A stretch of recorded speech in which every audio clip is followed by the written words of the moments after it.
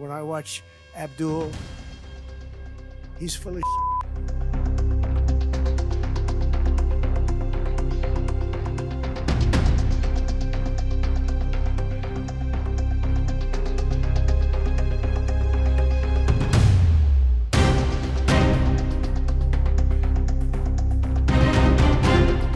President Donald Trump tried to draw a sharp contrast between himself and Michigan Senate nominee Abdul El-Sayed, but his own post quickly became the subject of a very different kind of scrutiny.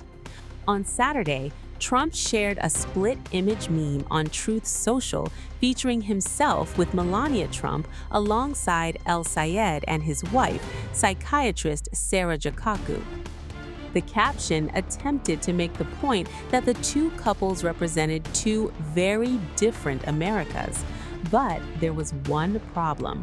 The president wrote Americas using an apostrophe instead of the plural America. The grammatical slip was quickly noticed online, turning what was supposed to be a political attack into another round of mockery aimed at Trump.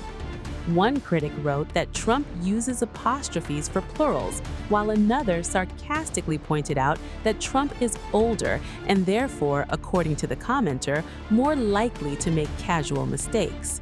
Others were far less charitable, with one calling him too thick to understand apostrophes. Another commenter even joked about the so-called Deppen apostrophe or a morons apostrophe in German.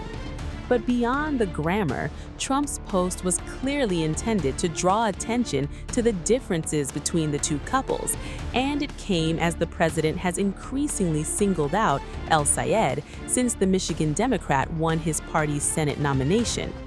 Trump has already attacked El-Sayed as a radical, a communist, and a man of hate. But in Congress, we're working every day to defend the American dream for you and your children, the radical left, the maniacs that are trying to destroy it with the disaster known as not socialism, communism. It's communism.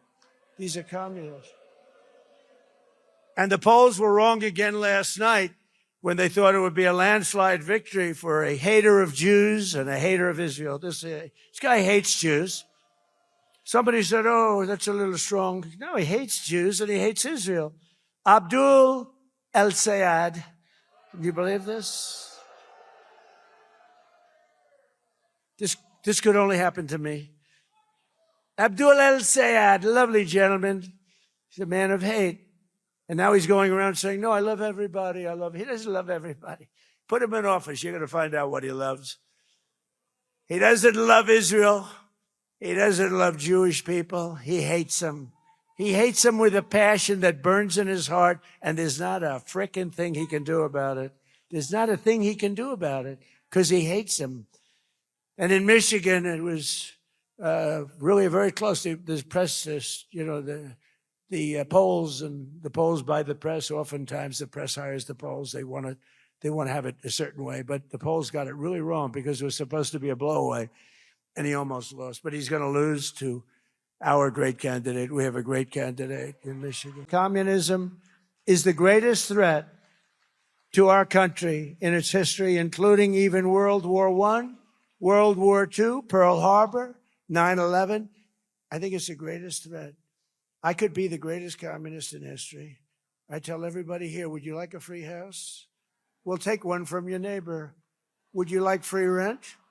We'll take it from whoever. We'll take your building away from the landlord that makes 2%, and we'll run the building ourselves. What they don't say, and what Republicans should say, is that at the end of a year, you'll have nothing but death, squalor, poverty. You'll have a life of hell. And that's what happens every single time. You look at Venezuela, where it was such a rich country 20 years ago, 22 years ago, and it happened, and we've really helped them, and we're going to help them. But they're lucky because they're sitting on massive oil reserves. But we are going to help the people that we want to help. But every time this has happened, and you do that, you go through squalor, and add the word again: filth, crime, death, destruction, embarrassment. You lose your home. you'll lose your apartment. And that's where the communists will take us 100%. When I watch Abdul, he's full of shit.